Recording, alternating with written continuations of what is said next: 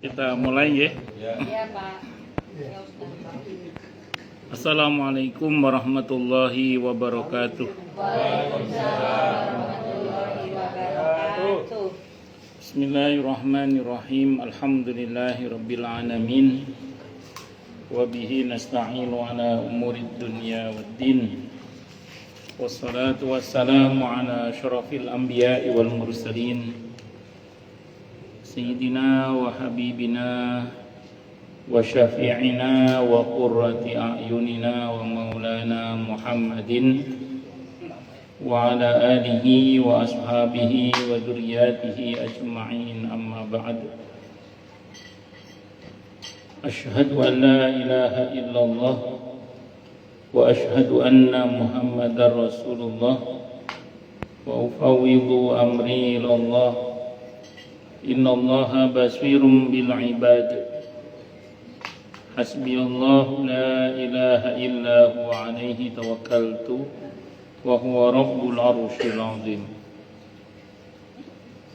Qala Allah ta'ala fi kitabihil karim hikayatan an nabiyillahi Musa alaihi salam, Rabbi shrah li sadri wa yassir li amri wahlul 'uqdatam min lisani yafqahu qawli.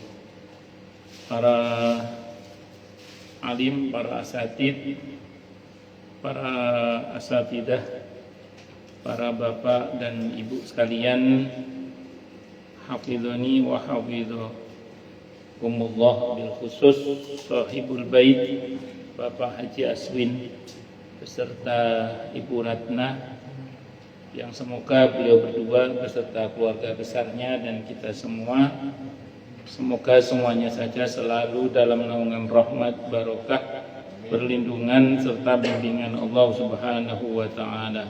Amin Allahumma amin insyaallah. Dan wabil khusus Bapak RT, Bapak Yaksan beserta warganya, semoga beliau beserta warganya juga, semoga semuanya saja selalu dalam naungan rahmat, barokah, perlindungan serta bimbingan Allah Subhanahu wa taala.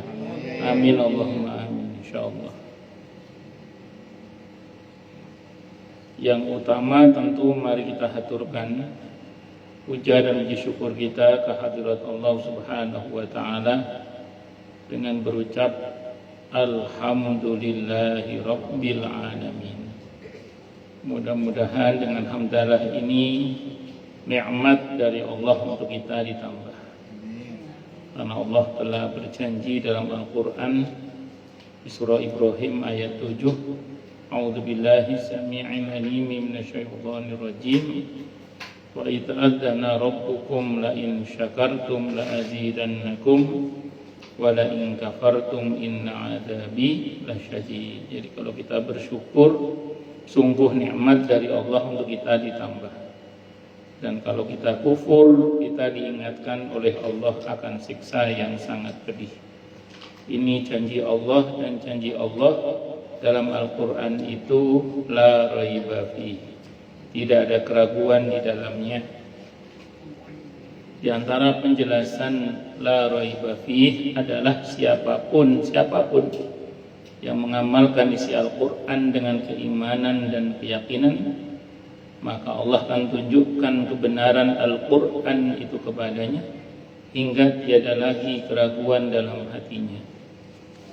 Salawat dan salam semoga tercurah limpahkan untuk junjungan kita Nabi besar Muhammad sallallahu alaihi wasallam. Semoga kita semua diakui sebagai umat beliau. Amin Allahumma amin insyaallah. Saya wasiatkan terutama untuk diri saya sendiri dan panjenengan semua, agar kita semua terus berusaha untuk meningkatkan ketakwaan kita kepada Allah Subhanahu wa taala. Karena dengan takwa itulah kita bisa memperoleh derajat yang sangat tinggi dengan sesungguhnya di sisi Allah Subhanahu wa taala. Hal ini didasarkan kepada firman Allah Subhanahu wa taala dalam Al-Qur'an di surah Al-Hujurat ayat 13. A'udzubillahi samii'il 'aliim minasyaitonir rajim. Ya ayyuhan nas inna khalaqnakum min dzakarin wa untha وجعلناكم شعوبا وقبائل لتعارفوا إن أكرمكم عند الله أتقاكم. Al-ayah. Wahai manusia, sesungguhnya kami telah menciptakan kalian dari seorang laki-laki dan seorang perempuan, berkembang menjadi bersuku-suku dan berbangsa-bangsa agar kalian saling mengenal. Sesungguhnya yang paling mulia di antara kalian di sisi Allah adalah yang paling bertakwa. Allah juga berjanji akan memberikan bonus bagi siapapun yang sungguh-sungguh bertakwa kepada Allah, berupa solusi atau jalan keluar dari setiap masalah yang dia hadapi, dan Allah juga berjanji akan memberinya rizki dari arah yang dia tidak duga sebelumnya.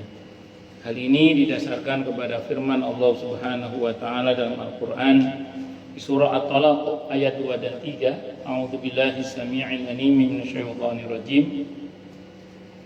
Wa may yattaqillaha yaj'al lahu makhraja wa yarzuqhu min haitsu la yahtasib. Dan barang siapa orang yang bertakwa kepada Allah, maka Allah akan berikan dia jalan keluar dan rezeki yang tak terduga. Di tempatnya Allah berfirman, "Wa may yattaqillaha yaj'al lahu min amrihi yusra." Siapa yang bertakwa kepada Allah, maka Allah akan jadikan urusannya mudah. Semoga kita semua minal muttaqin, bahkan lil muttaqina imama. Amin Allahumma amin insyaallah. Bapak Ibu sekalian, hafizani wa hafizakumullah. Saya malam ini diminta bicara tentang munafik. Munafik. Requestnya Pak Muhajir sama Pak RT, Pak Pur. Munafik itu menurut sebagian para ulama itu dari kata nafiqah. Di antara artinya itu tikus. Jadi nafiqah itu di antara artinya adalah tikus yang membuat dua lubang. Jadi kalau dipukul di sini, dia lari ke sini. Kalau dipukul sini, dia lari ke sini. Dan memang karakter orang-orang munafik itu seperti tikus dalam lubang. Jadi antara yang di permukaan dengan yang di dalam itu kita susah menduga. Makanya di surah Al-Baqarah, di awal-awal surah Al-Baqarah, ketika Allah bicara tentang orang yang bertakwa, itu hanya pakai 2 ayat saja. Tapi begitu tentang orang munafik sampai 13 ayat. Karena betapa Allah itu memberikan informasi yang kalau baca untuk kita, kalau Allah enggak, bagi Allah enggak sulit. Untuk kita itu untuk mendeteksi kemunafikan seseorang itu bukan hal yang mudah. Nah, karakter orang munafik itu memang seperti tikus. Beda dengan orang beriman. Kalau orang beriman itu seperti lebah. Allah mengumpamakan orang beriman itu seperti lebah. Lebah itu tidak makan kecuali yang baik, tidak memuntahkan sesuatu kecuali yang baik, tidak hinggap kecuali di tempat yang baik. Itu lebah. Pemberani tapi tidak resek. Itu lebah. Dan kalaupun menyengat, terkadang sengatnya jadi obat. Dan kalaupun menyengat, terkadang sengatnya jadi obat. Itu lebah. Ada terapi semangat lebah, bukan tawon yang lebah. Kalau tawon itu lumayan. Nah, orang beriman itu seperti lebah. Beda sama tikus. Kalau tikus itu makan apa saja. Biji-bijian dimakan, daging-dagingan juga dimakan. Kabel habis itu. Pokoknya segala macam dikerikiti sama dia. Dan yang keluar dari tubuhnya itu berbahaya. Gigitannya ya berbahaya, kencingnya ya berbahaya. Tikus itu. Tempat yang baik sekalipun kalau ada tikusnya rusak. Tempat yang baik sekalipun kalau ada tikusnya rusak. Pengecut ya tikus itu. Kalau nggak ada orang berantakin apa saja. Kalau ada orang lari dia. Pengecut tikus itu. Dan kalau lagi marah, pokoknya ngerusak semua. Petani itu kalau tikus lagi marah, kelabakan. Kalau petani tikus lagi marah itu, lagi ngambek tikusnya, rusak itu pertanian. Itu tikus. Nah, beda sama orang beriman tadi, tidak makan kecuali yang halal dan thayyib, tidak memuntahkan sesuatu kecuali, tidak ngomong kecuali yang baik, tidak hinggap kecuali tempat yang baik. Orang beriman itu gitu, senangnya tempat yang baik-baik. Pemberani, orang beriman itu bukan pengecut, dia berani, tapi tidak rese, itu orang beriman. Orang beriman itu kalaupun marah, seringkali marahnya memberikan solusi, itu orang beriman ya. Tapi kalau orang munafik kayak tikus tadi, tidak peduli halal haram, beton dimakan itu, aspal semua, jadi semua dimakan. Terus yang keluar dari dirinya itu seringkali sesuatu yang tidak baik. Itu orang munafik. Karena teko itu menuangkan apa yang ada dalam isinya. Jadi yang dalam gitulah. Nah, terus kemudian pengecut dia. Tadi kalau ada kesempatan dia berbuat sesuatu yang merugikan, tapi begitu tanggung jawab dia nggak mau, lari dia. Nah, terus kemudian satu lagi, kalau sampai marah, seringkali marahnya tidak memberikan solusi, yang ada ya cuman menumpahkan kekesalan saja. Nah, itu orang-orang munafik itu seperti itu. Nabi kita Muhammad SAW itu ketika di Mekah itu belum punya musuh orang munafik. Saya ulang ya, Nabi ketika di Mekah itu belum punya musuh orang munafik. Maka surah Al-Munafikun itu Madaniyah. Karena Nabi baru punya musuh orang munafik itu di Madinah. Saya ulang ya, Nabi itu di Mekah nggak punya musuh orang munafik. Orang kafir aja. Betul. Nah, tapi di Madinah Nabi baru pertama kali punya musuh orang munafik. Itu baru di Madinah. Lihat, kenapa kok di Mekah Nabi tidak punya musuh orang munafik? Orang Mekah itu orang lembah. Orangnya apa adanya. Bohong bagi mereka aib. Itu orang Mekah itu. Walaupun masih kafir, mereka punya prinsip bohong itu aib. Itu orang Mekah itu. Jadi orang Mekah itu kalau ketahuan bohong, malu mereka itu. Dan mereka nggak pura-pura. Jadi orang Mekah itu kalau seneng ya kelihatan, kalau benci ya kelihatan. Lah iya kak, itu orang Mekah itu. Wani rai itu iya berani di muka. Itu orang Mekah itu. Jadi orangnya apa adanya. Kayak orang Mojokerto itu. Lah iya kak, ayo ngono wis. Lah iya kak. Apa adanya. Kalau iya, kalau enggak. Makanya Nabi itu di Mekah itu petanya jelas. Mana kawan, mana lawan. Itu jelas. Mana orang kafir yang memusuhi beliau dan mana orang kalangan kafir tapi membela beliau itu juga ada, jangan salah. Itu jelas petanya Nabi itu. Karena mereka tidak ada yang pura-pura. Orangnya apa adanya. Orang lembah itu orangnya apa adanya. Maka Nabi tidak punya musuh munafik di Mekah.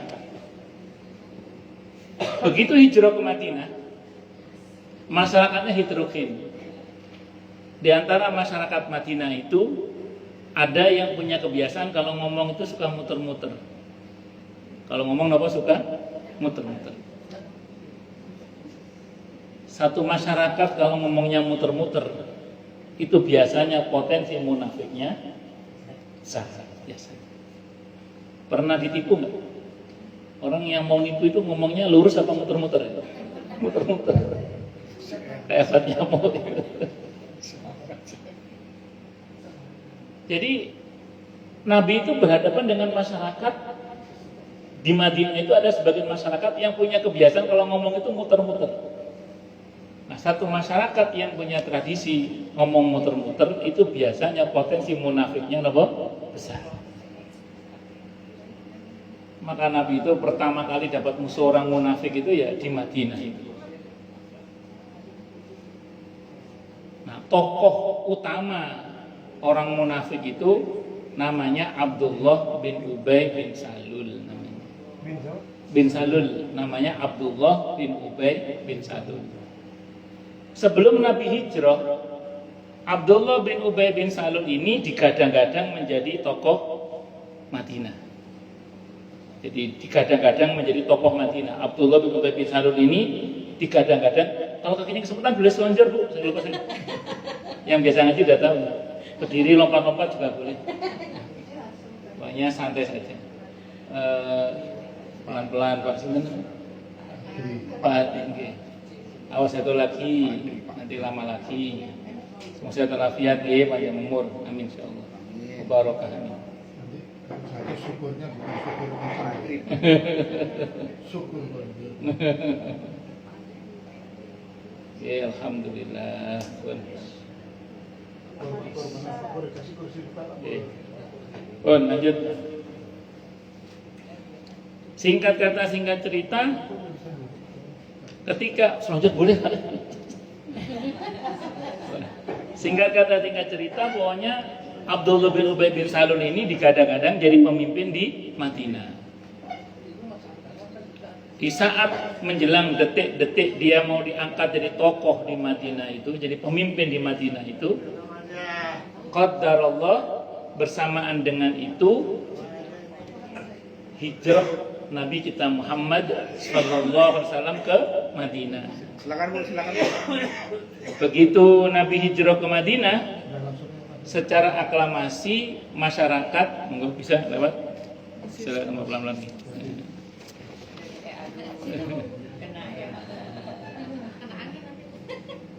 Saya ulang, secara aklamasi masyarakat itu memilih dan mengangkat Nabi kita Muhammad sallallahu alaihi wasallam sebagai pemimpin.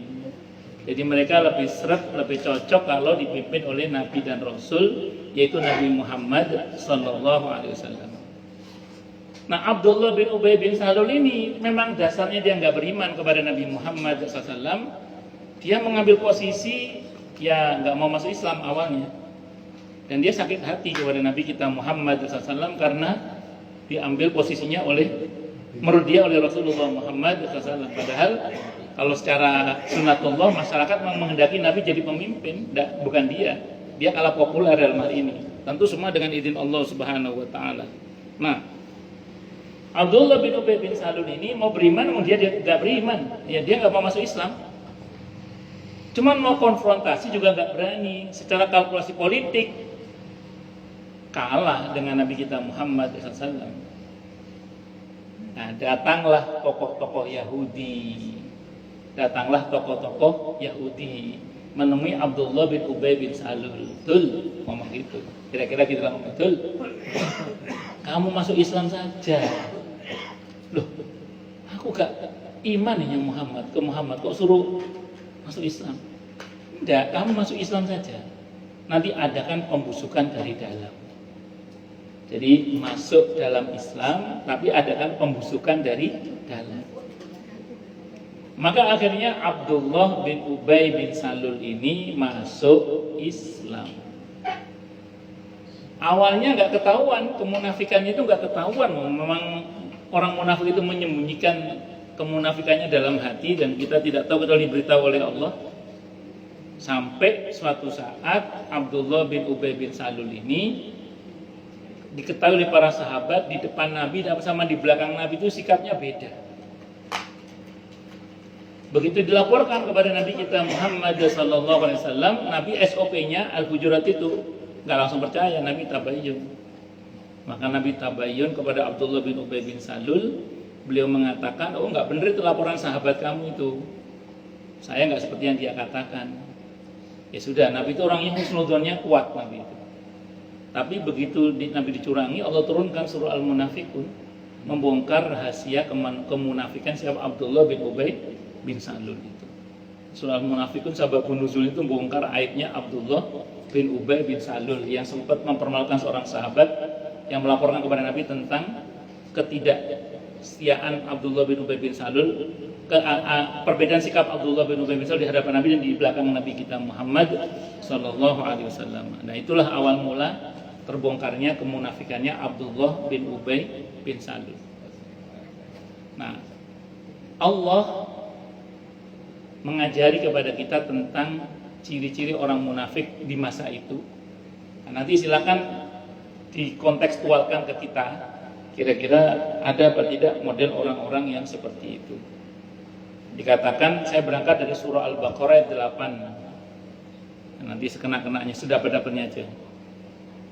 Dikatakan dalam ayat ini, a'udzubillahi samii'il 'aliim minasyaitonir rajim, wa minan nasi may yaqulu amanna billahi wa bil yaumil akhir wa ma hum bimu'minin.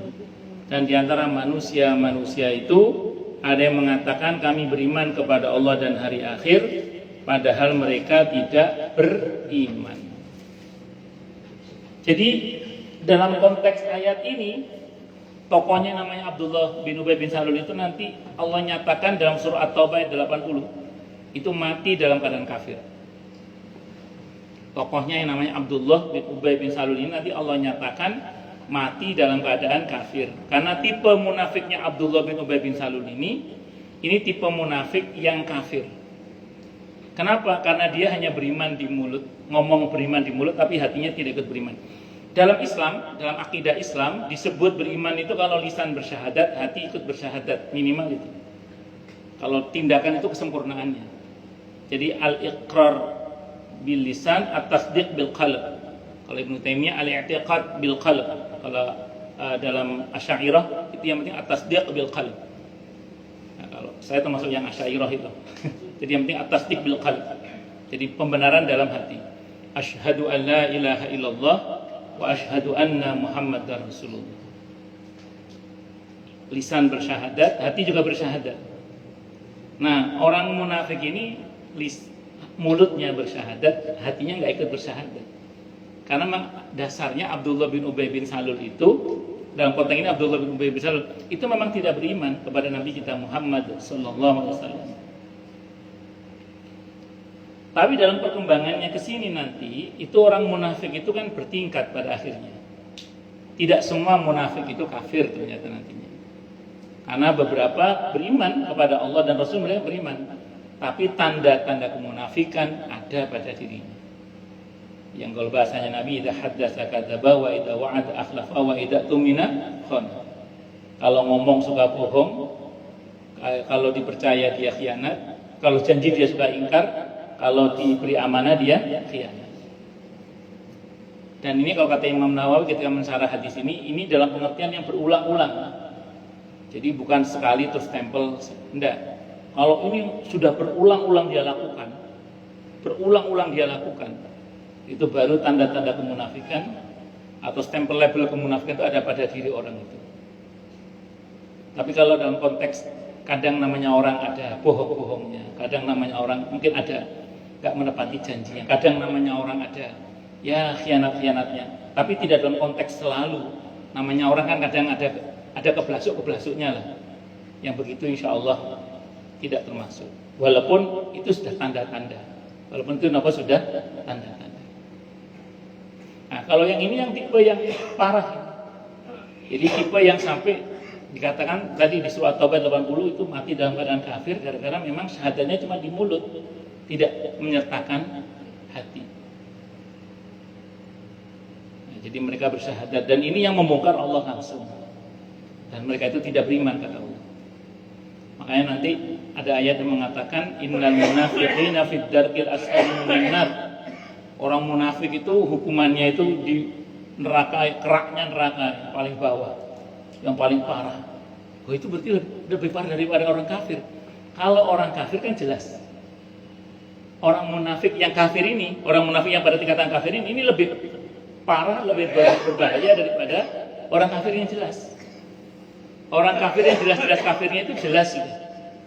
Bagaimana sikapnya kepada Islam dan kaum muslimin. Tapi kalau yang munafik ini, munafik yang kafir ini, yang sampai tingkatan kafir ini kondisinya lebih parah daripada orang kafir itu sendiri. Makanya terus kemudian mereka ini permusuhannya lebih sulit. Sabotase mereka ketika perang Uhud itu tidak kurang dari 200 orang putar balik, tidak ikut dalam perang bersama Rasulullah Muhammad SAW. Itu gara-gara provokasinya orang-orang munafik juga. Itu makanya hukuman buat mereka itu bisa lebih parah daripada sekedar orang kafir tadi itu. Tapi saya bilang ini munafik yang sampai tingkatan apa?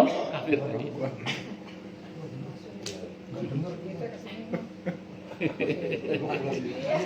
Tidak apa-apa Pak, santai aja. Saya baru Pak.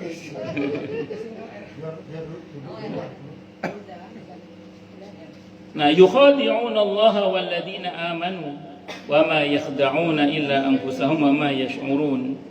Mereka mencoba menipu Allah, mengelabui Allah. Padahal mereka dan orang-orang beriman, padahal mereka tidaklah mengelabui kecuali mereka sedang menipu diri mereka sendiri. Tapi mereka tidak merasa. Jadi dia berbuat begitu maunya mengelabui Allah. Padahal tindakan mereka itu justru merugikan diri mereka sendiri. Dia ngerasa mau mengelabui Allah dan orang-orang beriman, padahal tindakan mereka itu justru mengenai diri mereka sendiri. Karena ingat dalam Islam itu ada rumus, "Faman ya'mal mithqala dzarratin khairan, wa may ya'mal mithqala dzarratin syarran."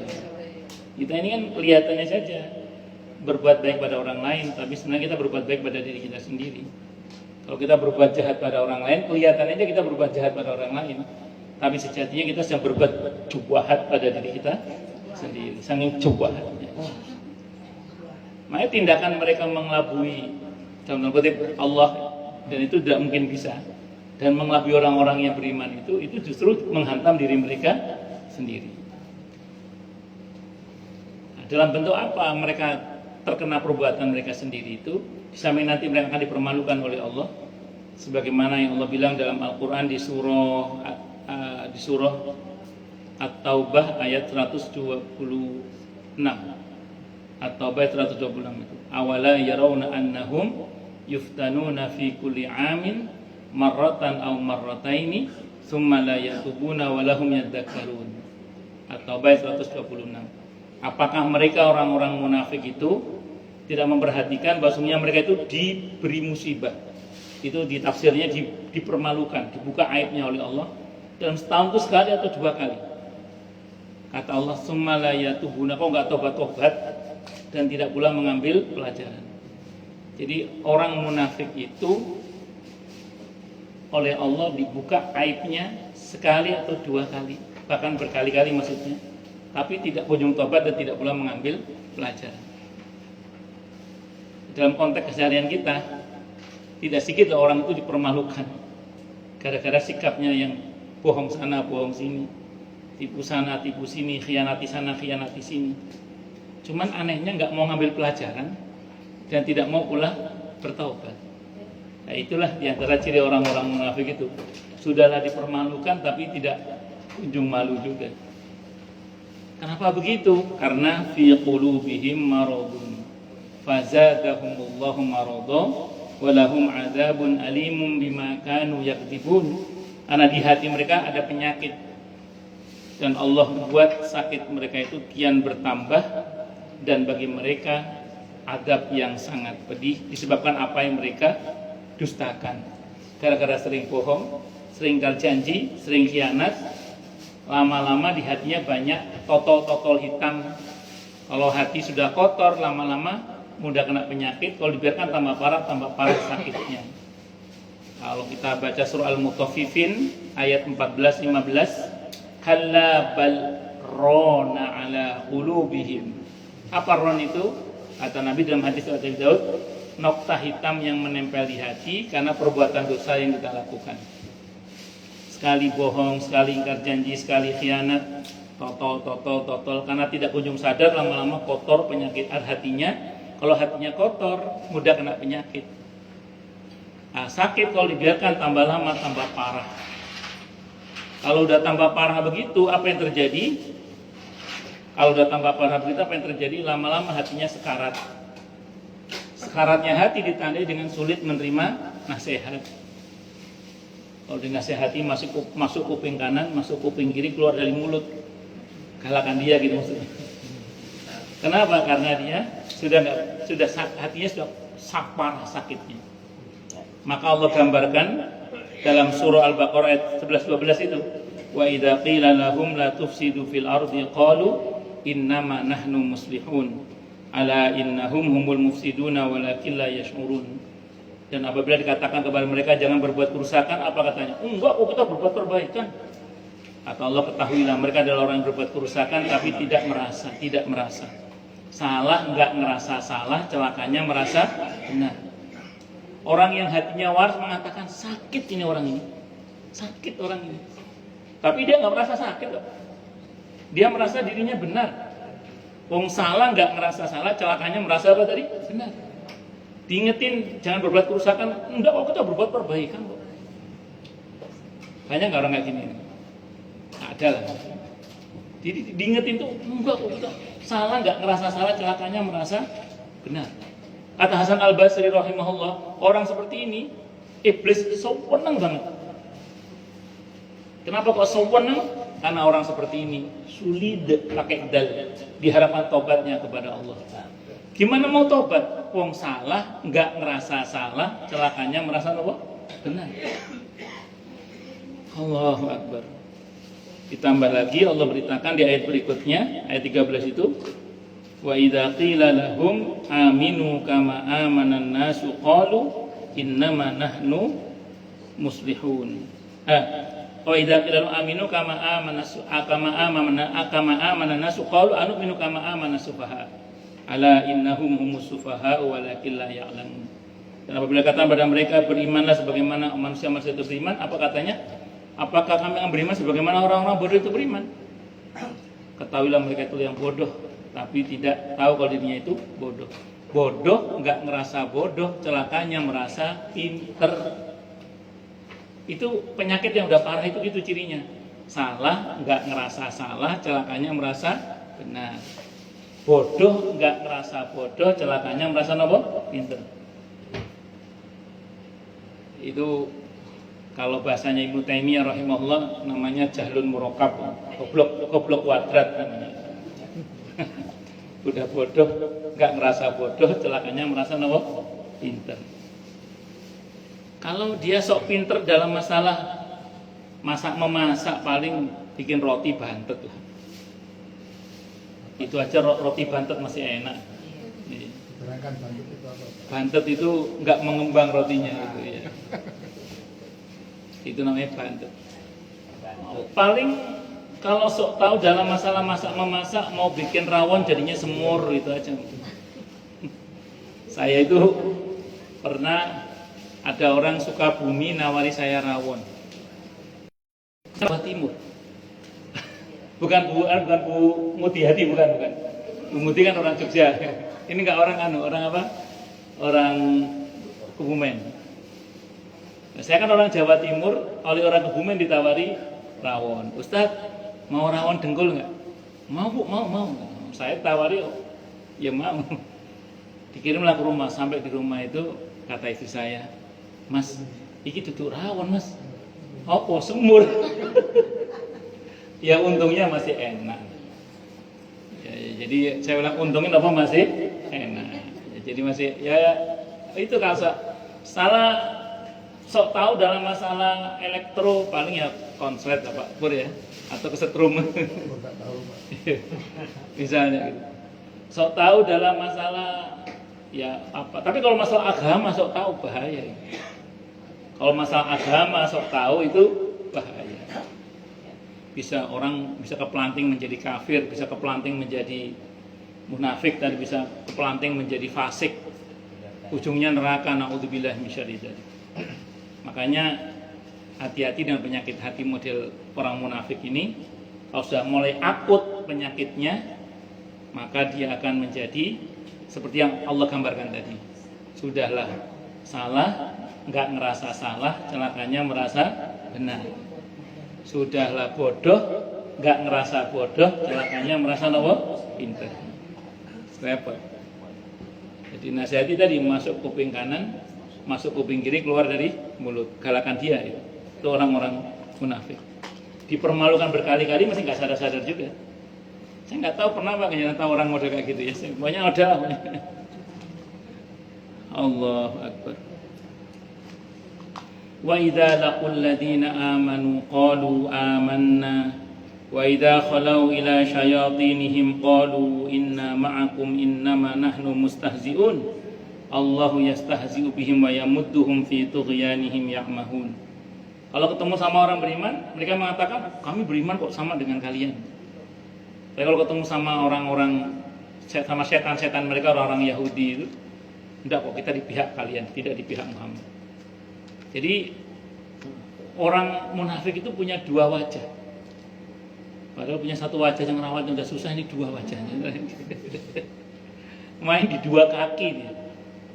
Jadi main di dua kaki sekadang. Mana yang menguntungkan itu dia larinya ke situ. Itu orang-orang munafik di masa itu. Nah, terus kemudian mereka melakukan semua itu dalam rangka untuk, dalam tanda kutip ya, kata mereka itu kita cuma mengolok-olok Muhammad dan orang-orang beriman saja.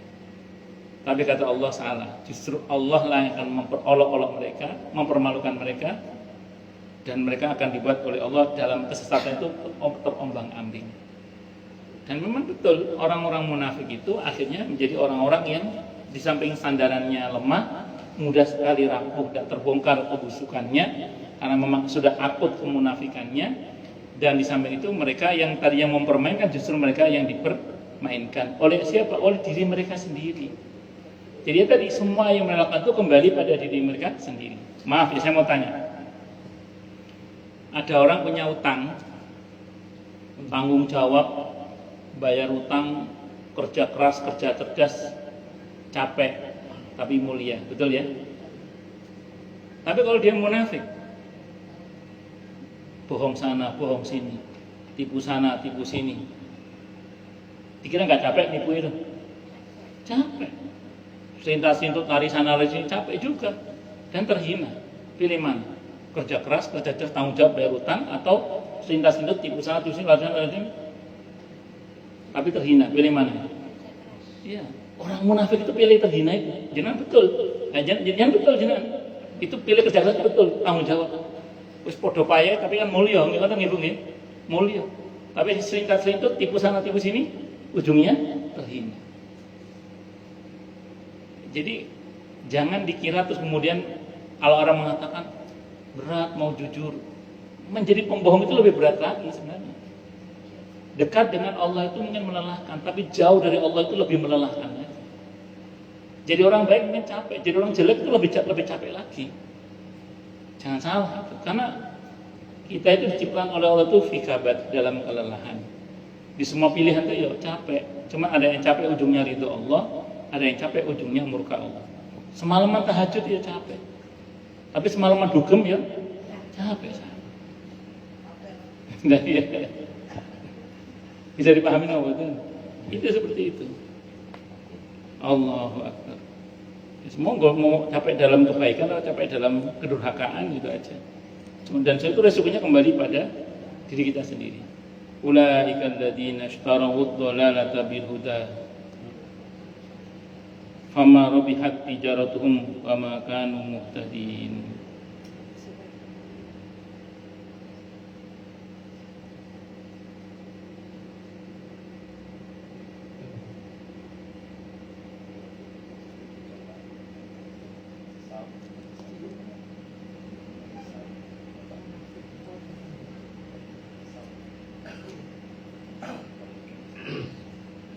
Saya minta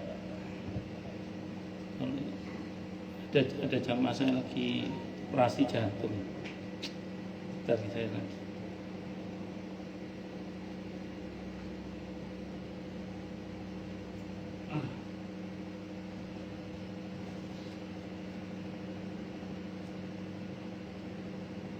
Pak Muhajir ada yang nanya.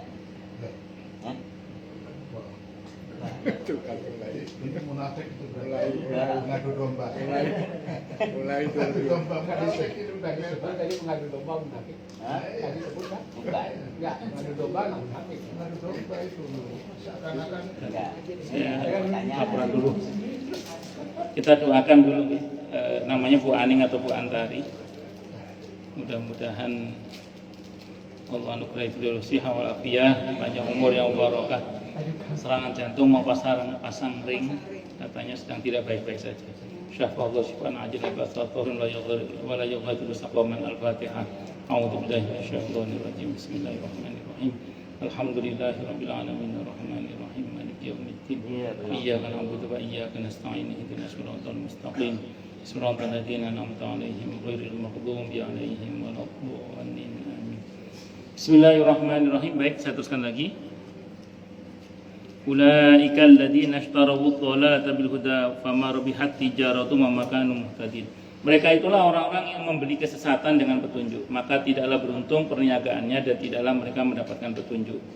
Jadi dalam kalkulasi mereka beranggapan bahwa dia akan dapatkan keuntungan dengan upaya-upaya itu.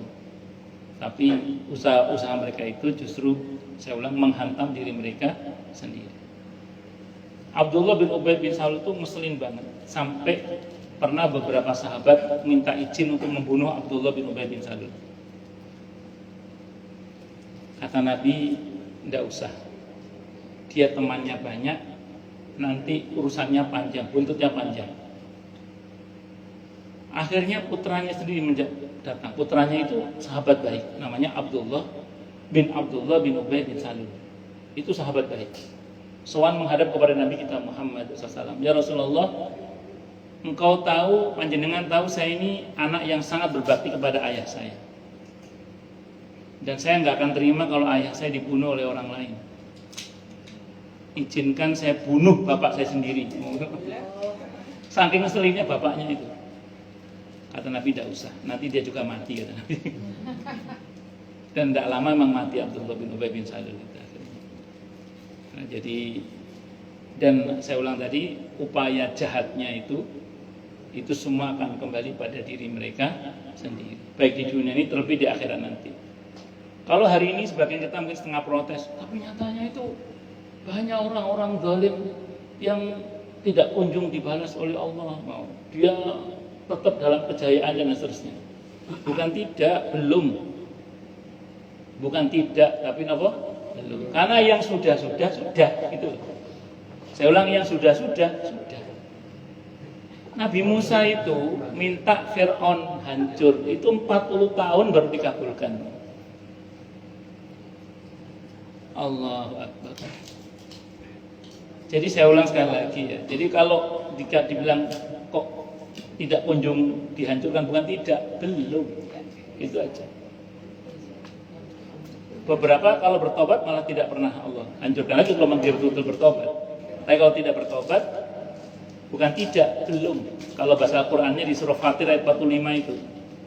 Lau yu'akhidullahu an-nasa bima kasabu ma taraka 'ala dhuhriha min dabbah walakin yu'akhiruhum ila ajalin musamma. Kalau Allah berkenan mengadab manusia dikarenakan apa yang mereka buat, niscaya tidak akan tersisa satu binatang melata pun di muka bumi ini. Tidak akan tersisa satu binatang melata pun di muka bumi ini. Akan tetapi Allah sengaja menangguhkannya hingga batas waktu yang Allah tentukan. Itu surah Fatir ayat 45. Bahkan tidak jarang sebelum Allah hancurkan dikasih banyak dulu, kasih sekian triliun dulu, sebelum akhirnya Allah hancurkan. Surah Al-An'am ayat 44 itu. Falamma nasu ma dzukiru bi fatahna 'alaihim abwaaba kulli syai' hatta idza farihu bima utu akhadnahum baghtatan fa idahum mublisun. Maka ketika mereka mulai melupakan peringatan yang Allah berikan kepada mereka, diingetin, dablek. Kata Allah, ya wis, dablek terus. Kata Allah, malah kami buka pintu-pintu segala kebaikan dunia maksudnya. Tambah durhaka, tambah lancar rezekinya, sepertinya ya. Tambah durhaka, tambah tinggi jabatannya. Tambah durhaka, tambah luar biasa. Tapi kata Allah, hingga ketika dia telah mencapai puncak kebahagiaannya dan kedurhakaan itu, kata Allah, kami siksa dia secara tiba-tiba. Seketika itu dia kaget dan merasa berputus asa. Kalau kaget sempat taubat, alhamdulillah. Yang repot, kaget, serangan jantung, mati. Naudzubillah min syarri dzalik. Makanya saya ulang sekali lagi, mumpung masih hidup, monggo kalau merasa ada hal-hal yang kita buat yang tidak baik, segera taubat, minta ampun kepada Allah Subhanahu wa ta'ala. Panjang pembahasannya, bisa sampai subuh. Monggo silakan yang mau tanya, protes, marah, boleh silakan. Monggo kalau ada. Ya, nanya deh. Itu Mic-nya nggak ada.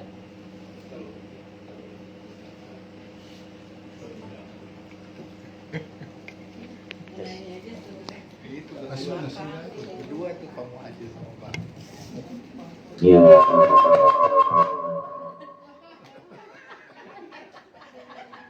Saya jangan jahat sama saya gitu. Ya, tidak ada Pak. Balas. Tes 1 2 3 cek. Tes. Untuk 4 orang baru. Assalamualaikum warahmatullahi wabarakatuh. Waalaikumsalam warahmatullahi wabarakatuh. Ini permintaan kajian taubat munafik siapa Ustaz? Pak Aswin yang WA saya. Oh, ada ceritanya Ustaz. Oh gimana gimana? Pertama Ustaz, pertanyaan. Ceritakan dulu baru tanya. Oh, ceritain dulu. Cerita dulu baru tanya. Karena itu tadi Pak Muhajir yang harus nanya, ya kan? Kita nggak bisa jawab soalnya gitu kan. Pak Muhajir nanya, kita nggak bisa jawab. Nah, kira-kira pertanyaannya pertama Ustaz. Kita ini dihidup di dunia sekarang punya hak nggak kita menyatakan misalnya jadi munafik gitu misalnya? Pertanyaan satu. Si A kenapa? Hah? Si A jangan. Oh sih, kalau orangnya ada di sini nggak apa-apa. Ini misal, kan misal. Nggak boleh. Maaf. Nah, si A, boleh nggak kita menyatakan orang itu munafik? Itu satu dari diskusi tadi. Kedua, nanti Pak Muhajir bisa koreksi soalnya. Saya banyak lupa. Kedua, kalau orang munafik ada instruksi dari Rasul, kayaknya hadis apa sunnah, ada hadisnya, tidak boleh kita sholatkan. Quran. Di Quran atau hadisnya tahu ya. Jadi kalau beliau itu munafik, kita nggak boleh menyolatkan dia, tapi punya hak kita menyatakannya. Ini kemarin diskusinya salah satunya itu. Nanti Pak Muhajir ada lagi pertanyaannya. Saya tambahkan lagi supaya Ya, biar dialognya Pak Subhan. Nak mancing aja. Ya. Ini orang Padang itu memang suka mancing dan adu domba. Orang Garut adu domba. Padang adu domba orang Garut. Jadi gini ceritanya Pak Subhan, Pak Ustaz.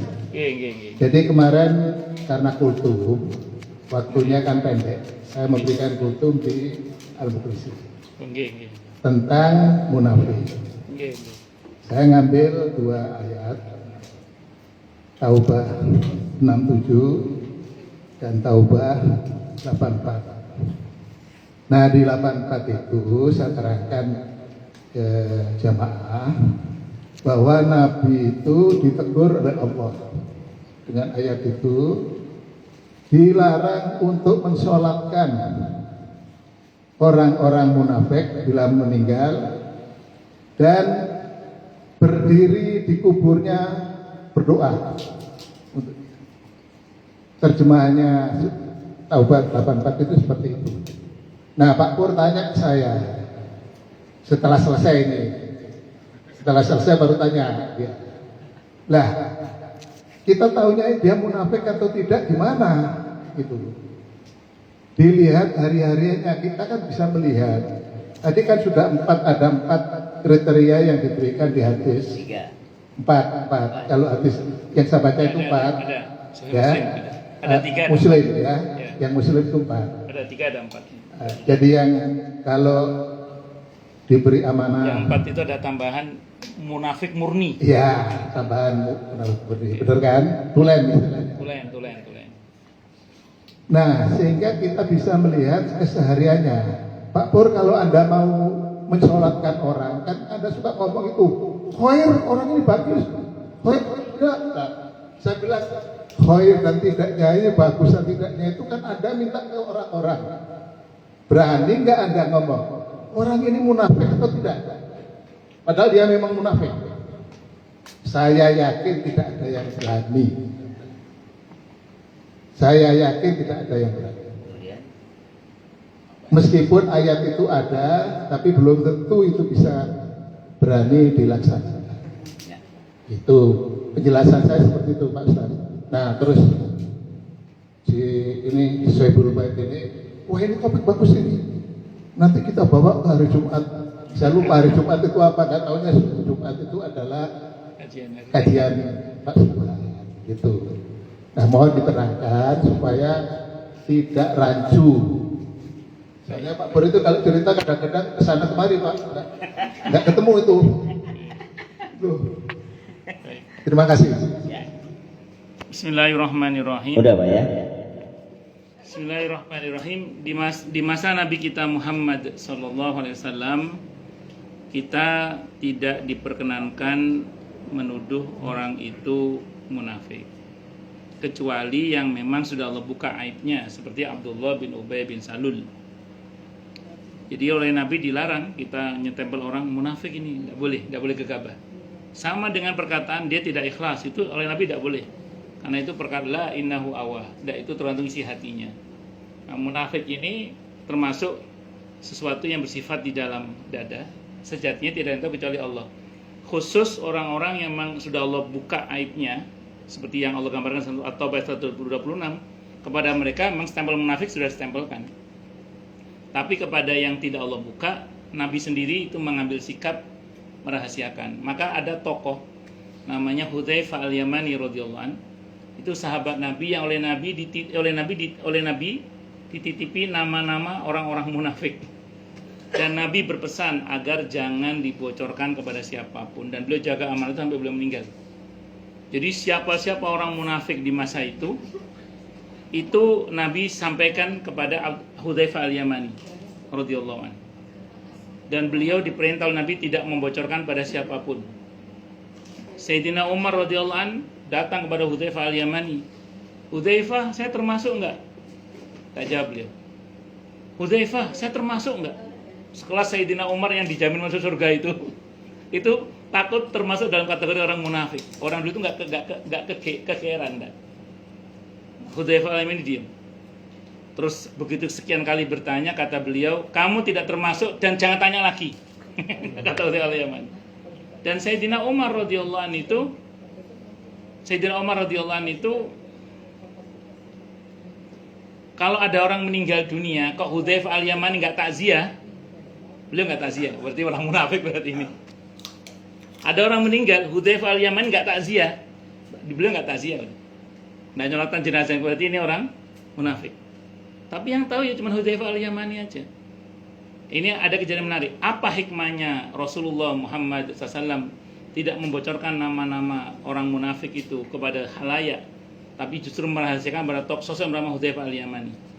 Rupanya agar kita punya kemampuan screening. Dan itu terjadi di masa Sayyidina Umar. Beliau nanya ke Hudzaifah al-Yamani, di kabinet saya, kalau bahasa kita di kabinet saya, ada orang munafiknya enggak? Kata beliau, ada. Siapa? Biar saya pecat. Saya suruh rahasiain sama Nabi kok suruh cerita. Maka beliau adakan screening itu. Di screening oleh Sayyidina Umar dalam kabinetnya itu.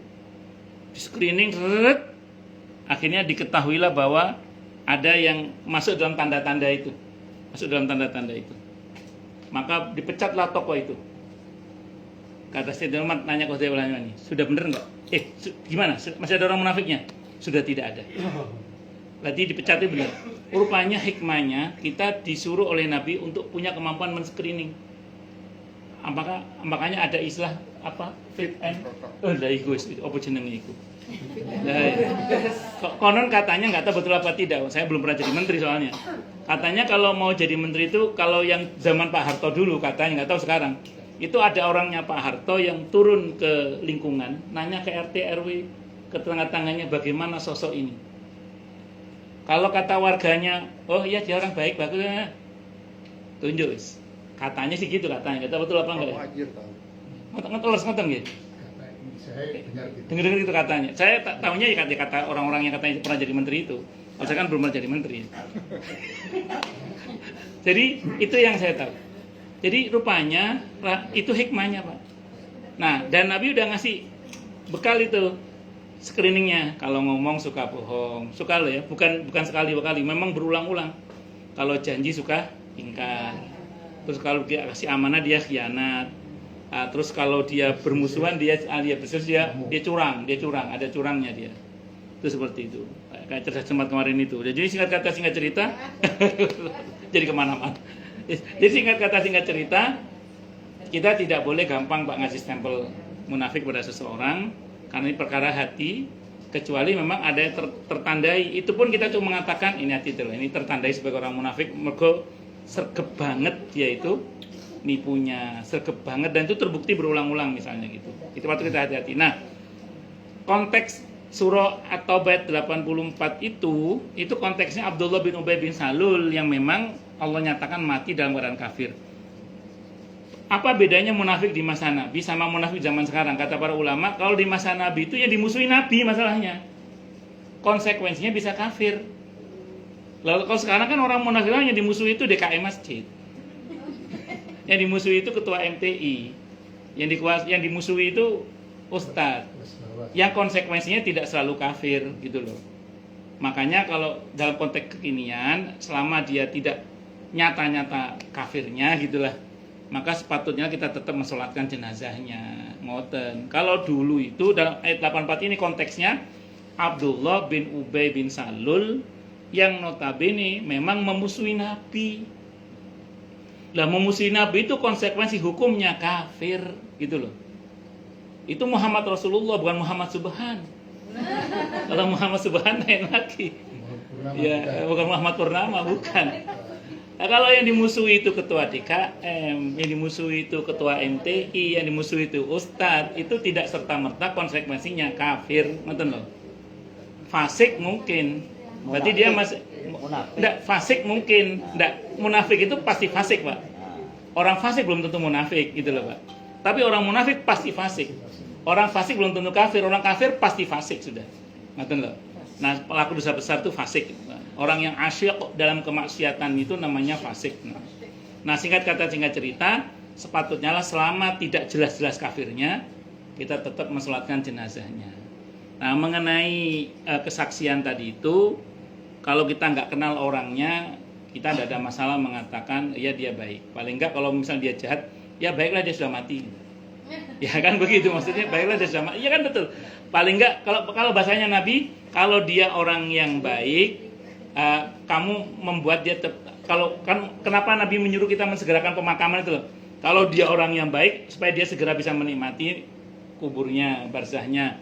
Dan kalau dia orang jahat supaya dia segera terlepas supaya kamu segera meletakkannya dari pundakmu. Paling enggak dengan kematian dia itu kita sudah selamat dari gangguannya. Makanya baik sudah mati dia, baiklah. Baik sudah mati dia, kira-kira gitu. Wallahu a'lam bishawab. Nggih. Kalau yang tadi itu contoh yang itu memang saya katakan tadi benar. Karena begitu kan kebetulan aja ini. Nggih. Direksi saya itu jadi menteri pada saat itu. Oh nggih. Pak Siswono ya. Nggih. Pak Siswono.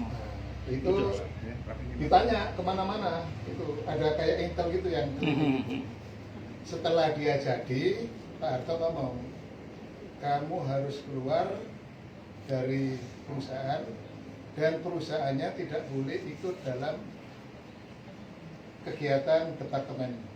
Masya Allah.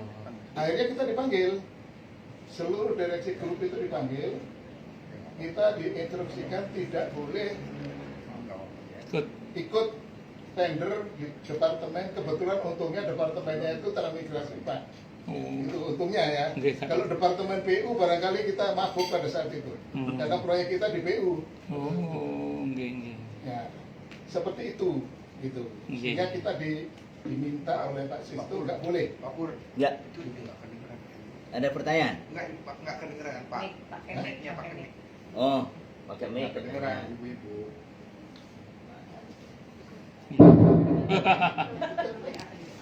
Jadi seperti itu. Jadi ini, nah Pak Pur lanjutannya tadi setelah dilantik beliau itu langsung beliau mengadakan pertemuan direksi dan menyatakan tidak boleh masuk kita. Yang sudah ada di dalam harus keluar.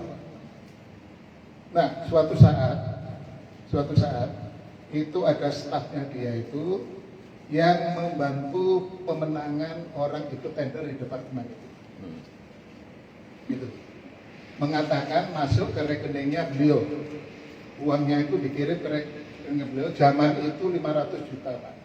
Zaman itu kan gede ya, 93 500. Sekarang juga gede sama. Sekarang juga gede. Kalau sekarang kan $17.000 kata Pak Pur ini. Waktu itu kan masih 2000. Ya.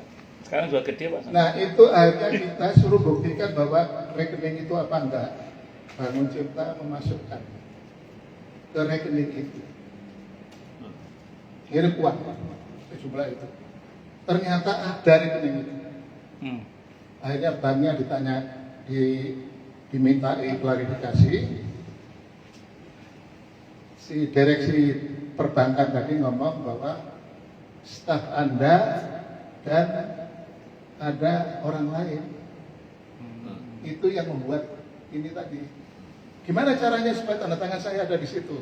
Nah, ini Pak Pur kan masih dinas ini sekarang. Dinas apa? Dinas jadi direksi ini. Itu biasanya itu setelah surat jadi kan baru tanda tangan. Ini kadang-kadang karena ada perjalanan, Pak tanda tangan dulu Pak di sini, nanti suratnya menyusul konsepnya. Itu yang dipakai. Nah, ini hati-hati untuk Pak Pur kan sekarang orang pejabat tinggi itu. Jadi jangan sampai nanti ditipu seperti itu. Kasihan Pak Pur itu. Nah, untuk itu maka kemarin itu konteksnya seperti itu. Pak Pur katakan, nah kalau orang sekarang Muhajir ngomongnya itu pagi kayak masakan Padang, pagi tempe apa, pagi dele, sore tempe. Sore tempe. Nah itu termasuk ya itu termasuk yang dikatakan tadi. Mencela-mencela tadi saya bilang itu. Kalau udah kayak gitu berani nggak Anda untuk tidak mensolatkan? Saya bilang gitu, berani nggak? Saya bilang gitu. Nah itu saya ngomongnya. Terima kasih Pak. Ini monggo yang lain silakan. Udah ya. Pak Pur sama Pak Muhajir udah ini ya. Udah. Clear ya. Halaman. Oh Pak Swedi. Oke, monggo Pak Saidi. Kamu sambil batuk ya. Cuma khusus Pak Muhajir aja.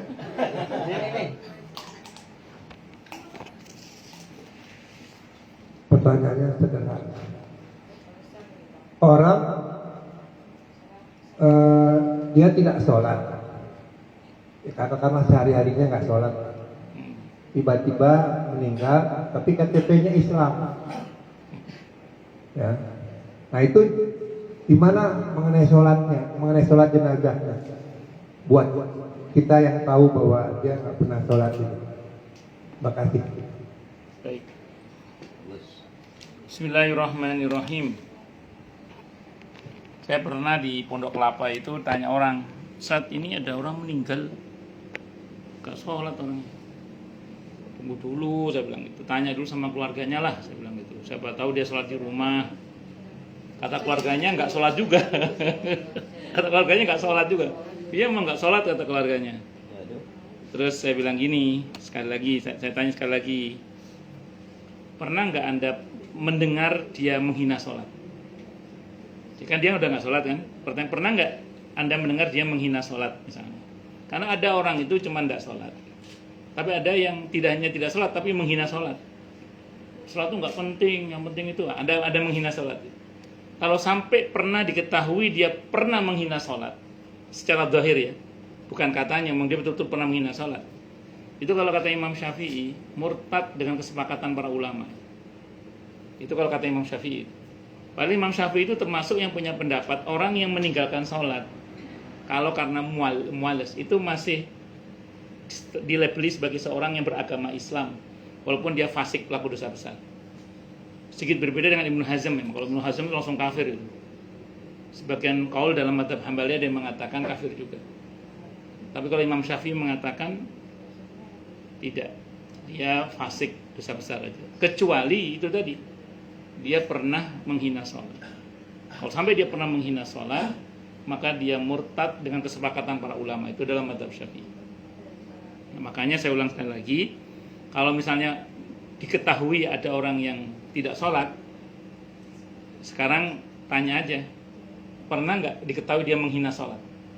Kalau sampai pernah dan dia tidak pernah merubah statementnya itu dan tidak pernah mentobati statementnya itu, mohon maaf ya, kalau dalam mazhab Syafi'i sekalipun yang sangat toleran itu dilabeli sebagai seorang yang murtad dengan kesepakatan para ulama. kalau fasik masih bisa disolatkan.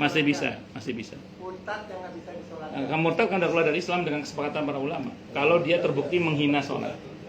Wallahu a'lam bishawab. Lagi munafik kan susah. Susah kan? Monggo yang lain silakan kalau ada. Silakan ada yang tanya? Ibu-ibu. Ya. Ada yang nanya? Nggak ada katanya. Cukup. Cek. Tutup cek. Doa dulu. Iya, Ustaz. oke. Jangan lupa doa. Kita tutup. Istirahat. Lagi amin. Doa. Lagi ulang tahun. Oh, Masya Allah. Hari lahir. Kemarin dan hari ini Pak Masya Pur. Allah. Kemarin Bulani. Sama Pak Suban, doa untuk Pak Pur mau pergi telinganya. Karena telinganya sakit Jalan. Enggak, istri Rama lagi hamil. Oke, kita doakan untuk Pak Purnama Surya dan Ibu Nani Winata. Nah, untuk dua ini dulu karena katanya hari lahirnya. Kita doakan semoga Allah berkahi sisa umur dia berdua, sehat walafiat selalu, dan semoga segenap harapan baik keduanya segera Allah ijabah dengan mudah, dengan mulia, dengan bahagia, dengan tanpa susah payah. Amin Allahumma amin. Insyaallah barakallahu fihima wa baraka alaihima wa barakalahuma wa jama'a bainahuma fi khair. Doa pengantin ya. Al-Fatihah. A'udzubillahi minasyaitonir rajim. Bismillahirrahmanirrahim. Alhamdulillahirabbil alamin arrahmanir rahim maliki yaumiddin iyyaka na'budu wa iyyaka nasta'in ihdinas siratal mustaqim siratal ladzina an'amta 'alaihim ghairil maghdubi 'alaihim waladdallin amin. Dan bulan yang sedang hamil yang keberapa bulan ini? 7 jalan 8. Oh Masya Allah, sudah hampir ya insyaallah ini. Insyaallah amin. Baik, kita doakan semoga Allah sempurnakan penciptaan calon putranya Rama ini. Amin. Calon putra atau putrinya Rama, semoga sehat walafiat selalu ibu dan anaknya. Allah mudahkan dan selamatkan saat kelahirannya ibu dan anaknya. Allah anugerahi takdir yang indah untuk calon anaknya Mas Rama ini dan menjadi asbab kebahagiaan bagi Mas Rama dan ibu dan keluarganya, tidak hanya di dunia tapi hingga surga nanti. Al-Fatihah. A'udzubillahi minasyaitonirrajim. Bismillahirrahmanirrahim. Alhamdulillahirabbil alamin arrahmanirrahim maliki yaumiddin iyyaka na'budu wa iyyaka nasta'in ihdinas siratal mustaqim siratal ladzina an'amta 'alaihim ghairil maghdubi 'alaihim waladdallin amin. Baik, kita tutup dengan hamdalah. Alhamdulillahirabbil alamin. Semoga kajian kita bisa bermanfaat, mubarakah di dini wa dunia wal akhirah untuk kita, keluarga kita dan seluruh umat Islam semuanya. Dan mudah-mudahan kita semua dijadikan oleh Allah sebagai orang-orang yang sukses dunia akhirat, selamat dunia akhirat, bahagia dunia akhirat, dan dipermudah urusan kita oleh Allah di dini wa dunia wal akhirah. Semoga Allah limpahkan hidayah selalu untuk kita, semoga Allah tingkatkan selalu hidayah untuk kita, dan semoga Allah berikan hidayah untuk siapapun yang melihat kita. Subhanakallahumma bihamdika asyhadu an la ilaha illa anta astaghfiruka wa atubu ilaik. Sallallahu alaihi Muhammad wa alihi wasallam. Saya mohon maaf. Wassalamualaikum warahmatullahi wabarakatuh. Pak Jensen juga sama saya Ustaz. Mungkin apa?